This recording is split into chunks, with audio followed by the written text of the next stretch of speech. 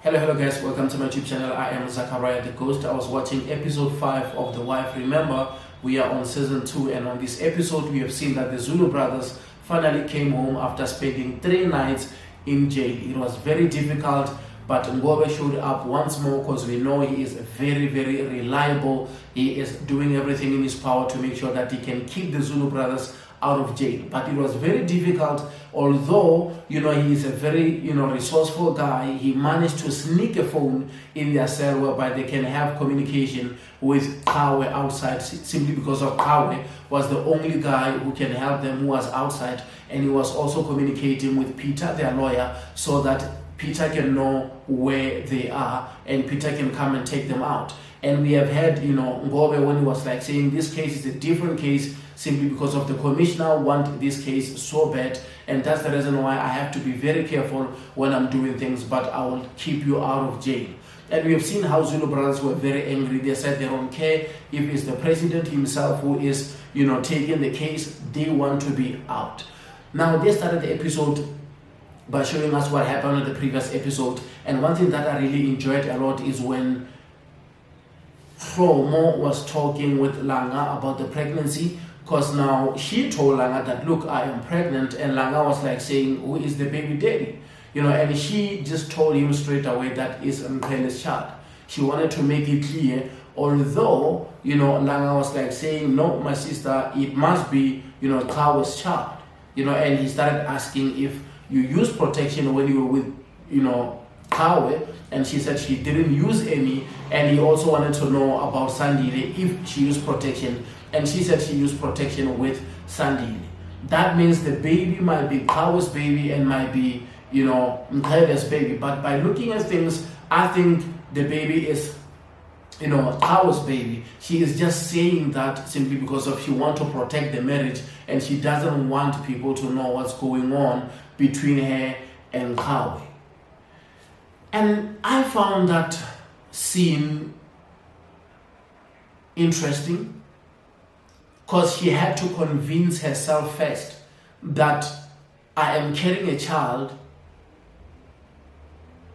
and this child is Mkhele's child. No matter what happened, I just want to forget about what happened on that night. I want to focus on the positive side. And Mkhele promised me that he's going to be a great father and he's willing to change and become a better father. Now that because of I'm pregnant, that means he's going to change his ways and he's going to treat me better. That's what she was thinking, because she is convincing herself first so that it can be easier for her to convince Mkhele. Now the problem is Kawe knows that she's pregnant, and Kawe is doing everything in his power to be closer to her, but she is pushing him away. But we have seen that before she will faint, Kawe was saying, you don't want to meet me? I think Mkhele will be happy to know what you and I did. Kawe was blackmailing her, and now that's the reason why she decided to go and meet him at her old place, or at the apartment where she used to stay before.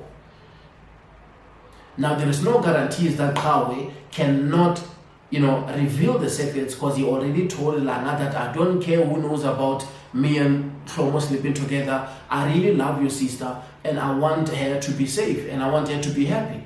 That means he doesn't care even if Mkhele can find out that he made love with his woman. Now that's going to be war in the Zulu house, and we all know that war is bloody.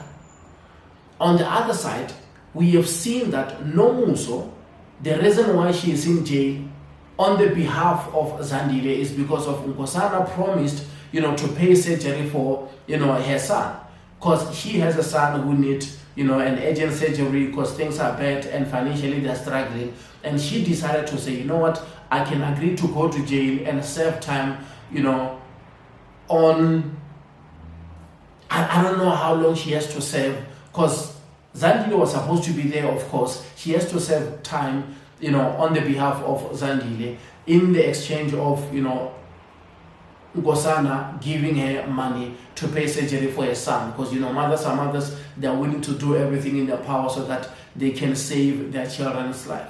But now she has what we call a burner, a phone whereby she can use all the time. We know in prison, if you have a burner, you can live lavish. You can at least find those extra plate of food. You can get special treatment because of you have a phone. You have the outside connection because you can allow people to phone. And in most cases, I know that the person who is inside will always ask you to buy them airtime. So once you buy airtime, that's the means of communication whereby they can buy things, because jail is also another place whereby people are doing things in there. There is deals, there is all this type of stuff. And I love them when they cover that to show that Nkosana didn't allow her to go there without anything that she can make herself useful in there. She went there with the banner so that other prisoners, if they want to communicate with people outside, they can always go to her and buy airtime. If they don't have airtime, they will have to exchange with certain stuff. Maybe sanitary pads, or maybe they have to give her some roll-ons, or maybe they have to give her extra foods or stuff, or maybe they have to give her clothes or whatever, so that she can keep going in jail and she can find that sentence a bit easier. I love that because of the planned everything through, although they didn't have enough time. But she was a bit worried because he kept on calling the son and he kept on saying, "Mom, I'm scared, I'm not getting better." And Nomuso was like saying, "Did Nkosana bring the money? Did he show up?" And the boy was like saying, "Mom, I'm still waiting, nobody showed up, and I'm getting scared." And you can tell from his voice on the other side of the phone that he is very scared, simply because of, one, he is sick, and also because of now he just lost the mom. The mom went to jail on the behalf of Zandile, and the exchange was supposed to be money, and the money is not coming. There is no money there. That means she feels like she's been betrayed, because she's trying to call, and we have seen that eventually Zandile picked up the phone because she has no idea that the Zulu brothers are in jail, and that's the reason why Nkosana couldn't go and pay for that surgery. Because now she's panicking because she doesn't know what's going on. Now Zandile picked up the phone, they spoke, and she made a mistake by saying, "Are you Zandile?" That's when Zandile, dropped the phone because of he didn't know who is calling her. It might be people investigating, it might be people from jail, or maybe lawyers. She didn't want to take that chance, and she dropped the phone. And there was this other prisoner who keep on asking, "Who are you?" Because I know Zandile, you are not Zandile. Who had her, when she was like talking on the phone, and she grabbed the phone and she was like saying, "Now the time of lying is over. You have to come clean. You have to tell me exactly who you are, because I know you are talking with somebody on the phone. Is it Zandile on the other side of the phone?" And that's when she tried to call that number, and that number was just ringing. Zandile didn't pick up because she was also thinking again, putting 2 + 2 together, simply because of, that other prisoner. Before she made a phone call, she said this phone is going to the prison warder. They're going to know that you have a banner in the cell, and which is something that we know is illegal. If they find you with the banner, you are in a serious trouble. But we know they smuggle these things in jail. You know what I'm saying? So I found that one very interesting, because there is 2 people who are in the same cell and they are not getting along. The other one feels like, "I've been in this cell for too long and I run this cell and you must obey my rules." And she doesn't have a banner. Now she's feeling jealousy of the other lady who has a banner, and that was very interesting for me. I don't know how far it's gonna go, because now she is ready to go and snitch. She just came from the solitary confinement and she already saying, "I'm taking this phone to the prison warder." That means she want to sell, Nomuso out, and which is something which is bad. It's going to be war in that cell. Let me just say it. It's going to be war in there. And on the other side, what really interests me is when we've seen the Majola brothers, after finding out that the Zulu brothers, they're in jail, they called the meeting, they wanted to be the leaders, and after, other people rejected their offer, they started, telling people that after the Zulu brothers are arrested, now we are the big boss. If you want any permission, if you want anything, come and see us. And we've seen the other taxi owner, giving them the envelope, and he came there with a bottle of, alcohol, just to give them those things of saying, "Thank you, I want you to allow my taxis, to start operating." And, they're already taking money, they're acting like boss, they're acting like the chairman of the taxi association, and that's going to backfire because they didn't know that, the Zulu brothers will come out of jail.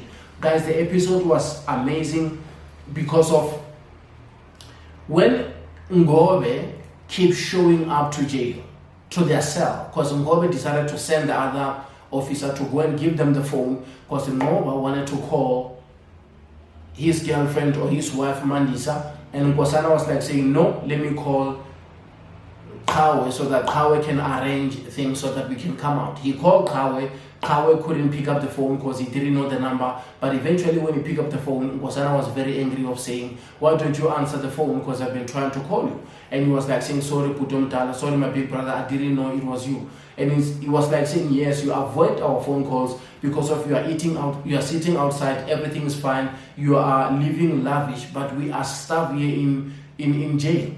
And now, Kawa was like saying, how is things in there? It's like saying, you cannot ask me about things because we're eating porridge every night. It's been 3 days now. That's all we are eating. And how is things going? Where is Peter? You and Peter must make sure that we are out of here. And that's when Ngoba was like saying, that's when Kawe, was saying, I called Peter, and Peter went there and he told me that they said, you guys are not there. And I look at that situation and I've seen that Kawe is buying himself time because he wanted to be with Hlomo. He knew that, that was his only opportunity to be with Hlomo, because when the Zulu brothers are outside, they are fighting him simply because of the respect, Mkhele's marriage.